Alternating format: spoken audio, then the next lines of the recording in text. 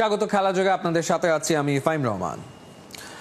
BCB নির্বাচন হবে সঠিক সময়ে পরিষ্কার বার্তা দিলেন আমিনুল ইসলাম বুলবুল। তবে নতুন খবর, টি-20 ইনিংস নয় প্রস্তাব পেলে বিসিবির সভাপতি হিসেবে টেস্ট ইনিংস খেলতে চান তিনি। সুযোগ আসলে বুলবুলকে লম্বা সময়ে দেখা যাবে বিসিবি বসের চেয়ারে। নাইয়ান বিন জসিমের রিপোর্ট। তারা যদি আমাকে কন্টিনিউ করে থাকবো, I would love to continue. টি-20 ক্রিকেট তো মাঝে মাঝে 120 বলও খেলতে হয়, তো 120 বল তো 2 ওভারে শেষ হয়ে যায় না। মোটামুটি লম্বা ইনিংস খেলার চেষ্টা করছি এবং অন টাইমে ইলেকশন হবে। আমার কিন্তু এই শার্টটা একবার ভিজে গিয়েছে, গায়ের মধ্যে শুকিয়ে গিয়েছে একবার, তো ওইগুলো গায়ে লাগে না।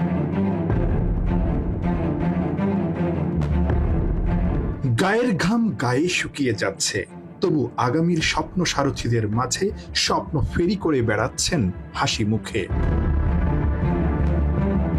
কাদামাটি মাড়িয়ে হেঁটে চলেছেন ভাদ্রের ভ্যাপসা গরমে। ক্লান্তিহীন ছুটে চলা বুলবুলের শুধুই ক্রিকেটকে ভালোবেসে। দেশের প্রথম টেস্ট সেঞ্চুরিয়ান বিসিবি প্রেসিডেন্ট হিসেবেও সেঞ্চুরির পথে। 85 দিন পেরিয়ে গেছে, বুলবুল দায়িত্বে বসেই ঘোষণা দিয়েছিলেন দ্রুত একটা টি-20 ইনিংস খেলবেন।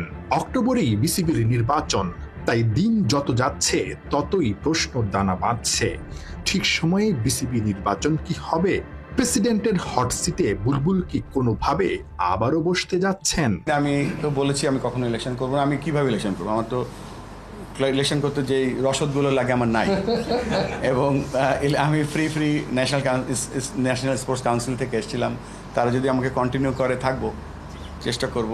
আর বিভ্রান্তি আছে অনেক। টি-20 ক্রিকেট তো মাঝে মাঝে 120 বলও খেলতে হয়, তো 120 বল তো 2 ওভারে শেষ হয়ে যায় না। মোটামুটি লম্বা ইনিংস খেলার চেষ্টা করছি। রহস্য ঘেরা উত্তরে পরিষ্কার, সুযোগ আর প্রস্তাব আসলে ব্যাটে বলে মিলে গেলে এবার বিসিবিতে একটা বড় টেস্ট ইনিংস খেলবেন আমিনুল ইসলাম। আপাতত চারপাশে এমন ভালোবাসাই বুলবুলকে বড় অনুপ্রেরণা দিচ্ছে। 30 তারিখে যখন আমাকে প্রেসিডেন্ট হিসেবে নির্বাচিত করা হয়, তখন ছিল সন্ধ্যা 7টা এবং শেষ করতে করতে বাসে গেছি রাত 12টায়। সকাল 6টার সময় আমি চার্টার রেডি করে ফেলেছি সারা রাত বসে। তো এই চার্টারটা যখন তৈরি করেছি এবং চার্টারটা আমরা সকলে মিলে এগ্রি করেছি, বোর্ডে অ্যাপ্রুভাল নিয়েছি, সেটা নিয়ে কাজ করছি। সেটার কাজটা আল্লাহর রহমতে খুব সুন্দর এগিয়ে চলেছে। তার প্রতিচ্ছবি কিন্তু আজকে দেখতে পাচ্ছিলাম। একটা ছোট্ট 8 বছরের ছেলেও এখানে ছিল যে ক্রিকেট খেলতে চায়, এবং আমাদের প্রধান কাজ হচ্ছে যে সেই ছেলেটা যেন ক্রিকেট খেলতে পারে, তার পথটা কতটা স্মুথ আমরা করে দিতে পারছি, সেটা হচ্ছে মূল লক্ষ্য। সেই লক্ষ্যে যদি বাংলাদেশ ক্রিকেট যদি মনে করে যে I need to stay little লঙ্গার, সেটা যে কোনো প্রক্রিয়াই হোক, যেন এই কাজটা আমি সব কিছু ছেড়ে দিয়ে এসেছি to serve my country. So I would love to continue, provided সব কিছু যদি ঠিক থাকে। সব ঠিক থাকলে অক্টোবরেই হবে বিসিবি নির্বাচন। হাতে 1 মাস, সময় অল্প। বিসিবিতে আমিনুল ইসলামের অধ্যায়টাও আপাতত আগাচ্ছে রবীন্দ্রনাথের ছোট গল্পের মতো করে। শেষ হয়েও হয়তো হবে না শেষ।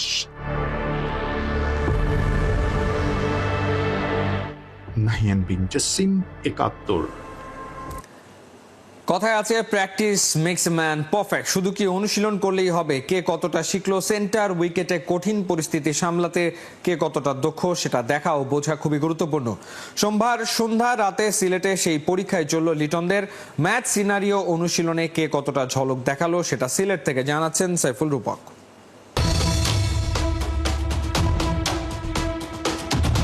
What a six! শটটা যত দেখবেন ততই মুগ্ধ হবেন। অসাধারণ reverse sweep, perfect position, topnotch timing and placement. সিলেটে সেন্টার উইকেটে ম্যাচ সিনারিও অনুশীলনে পারভেজ হোসেন ইমনের একের পর এক sweep, slog sweep, reverse sweep নজর টেনেছে সবার। বাহাতি ইমন বিধ্বংসী ওপেনার, পাওয়ার প্লেতে ধুমধারাক্কা উইলোবাজি করায় পটু। শুধু যে সোজা ব্যাটে বড় শট খেলেই সার্ভাইভ করা যাবে না টের পেয়ে গেছেন ইমন, তাই তো সাইড শটে ঝানু হয়েছেন। প্র্যাকটিসে যে কতটা ঘাম ঝরিয়েছেন তার প্রমাণ মিলল মাঝ মাঠে ম্যাচ সিনারিওতে।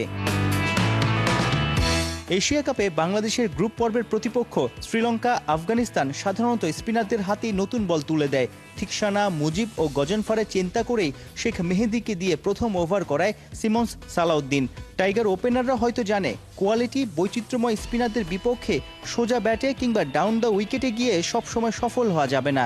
সেক্ষেত্রে ওদের স্পট এবং আত্মবিশ্বাস নষ্ট করতে দরকার সাইড শট, সুইপ কিংবা স্কুপ খুবই ইফেক্টিভ। ওই চ্যালেঞ্জ জিততে পাওয়ার প্লেতেই প্রতিপক্ষকে চমকে দিতে তৈরি পারভেজ ইমন। ইমন ক্রস ব্যাটে যুব বিশ্বকাপ জয়ী বন্ধু তামিম সোজা ব্যাটেই মন কাড়ে। ক্রিকেটারদের ম্যাচের আবহ দিয়েছে কোচিং ইউনিট।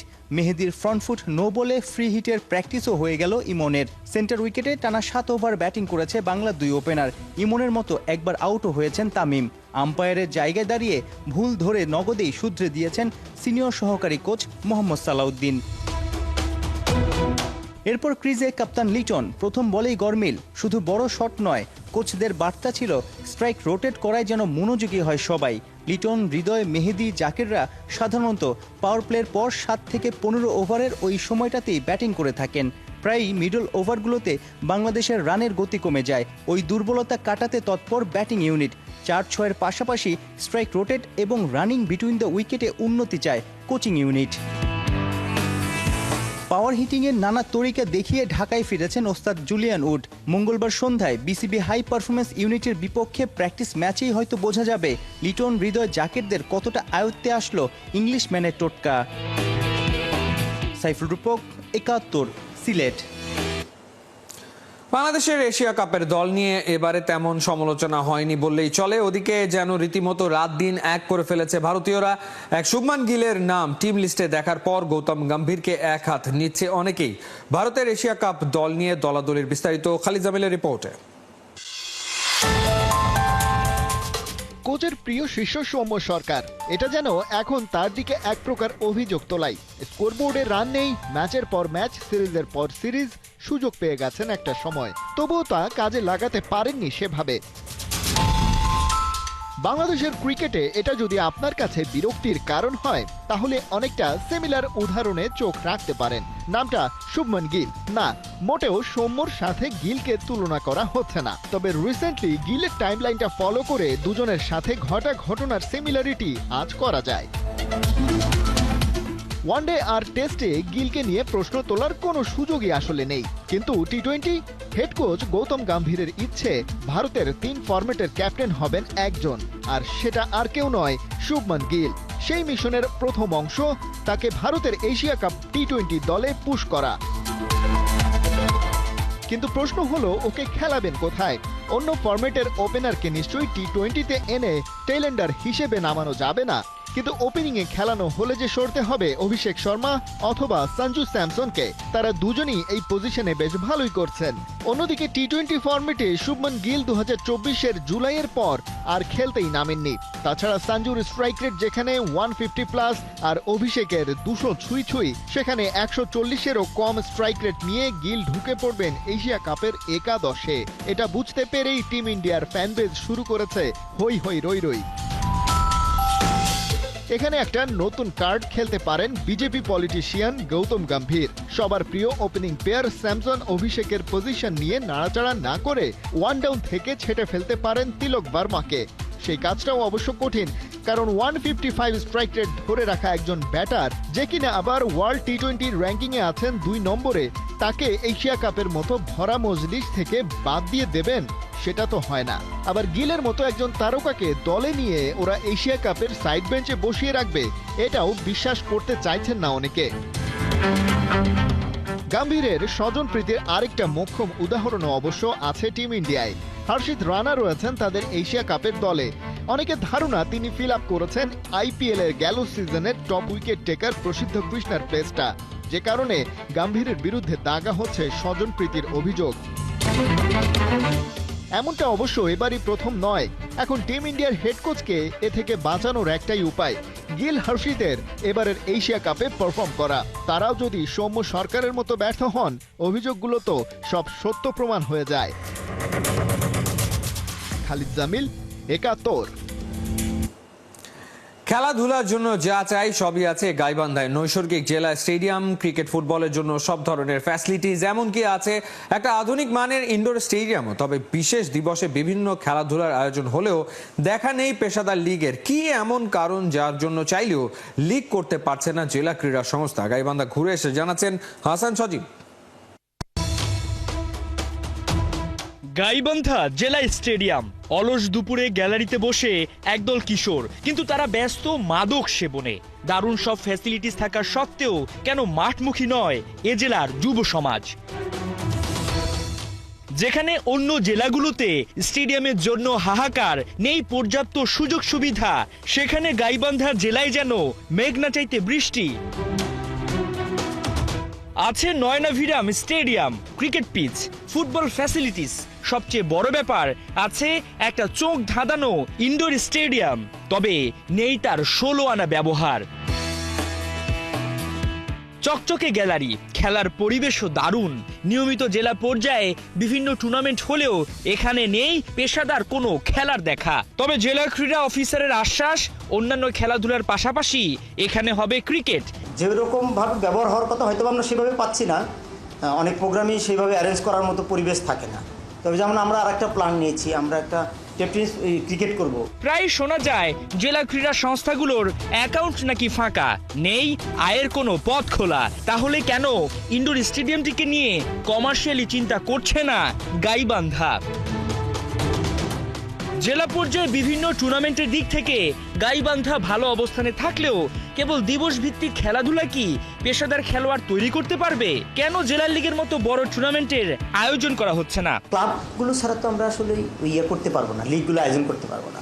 25 সাল পর্যন্ত যে ক্লাবগুলো ছিল ক্লাব হিসেবে, তারা তো সেই আওয়ামী লীগের সময়ের কাল, সেই তারা যে টুর্নামেন্টগুলোর সাথে সম্পৃক্ত ছিল, এখন তারাই ক্লাব প্রতিনিধি। এখন যদি তাদের মাধ্যমে আমরা ক্লাব প্রতিনিধি চাই যে আমরা এই টুর্নামেন্ট আয়োজন করতে যাব, তাহলে তো সেই প্রতিনিধিগুলোই ঘুরে আসতেছে, তারাই কিন্তু আসতেছে, তাদেরকেই আনতে হচ্ছে। তাহলে এই ক্ষেত্রে আমরা বিতর্কিত হয়ে যাব। এখন যদি নতুন কমিটি আসে, সেই কমিটি আসার পরে যদি এখানকার স্থানীয় ব্যক্তিবর্গ যারা থাকবে, তারা নির্বাচিত প্রতিনিধি থাকবে, তারা সবাই মিলে যখন একটা সিদ্ধান্ত নেবে, তখন এটা ইজিলি পার করতে পারবে। যখন হাসান সজীব, 71।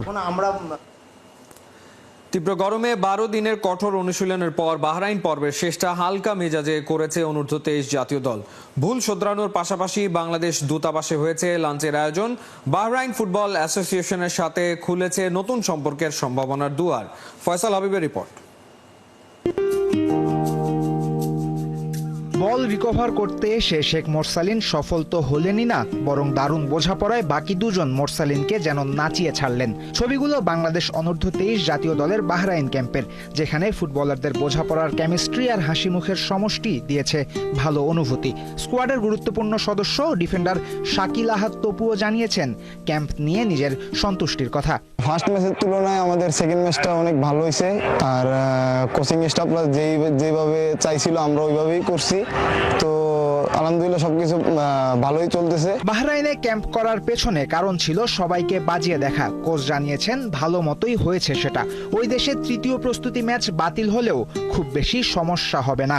কথা ছিল যে এখানকার একটা লোকাল টিমের সাথে খেলা, বাট আমরা স্কেজুল পাইনি। সবাইকে খেলিয়েছি কার কি অবস্থা, এবং বেস্ট পসিবল সলিউশনটা খুব কাছাকাছি আছি। তো টিম স্পিরিটটা ভালো আছে এবং আশা করি যে একটা ভালো কিছু পুঁজি নিয়ে ইনশাল্লাহ এখান থেকে ফিরছি। এদিকে জাতীয় দলের সদস্যদের বাহরাইনে বাংলাদেশের দূতাবাস দিয়েছে আতিথেয়তা।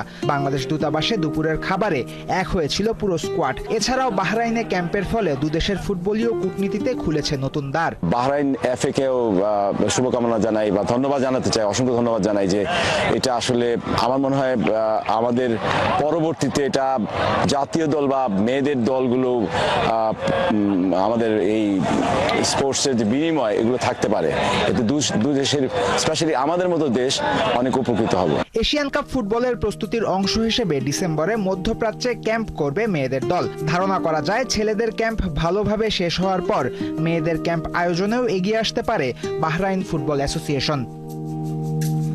ফয়সাল হাবিব, 71।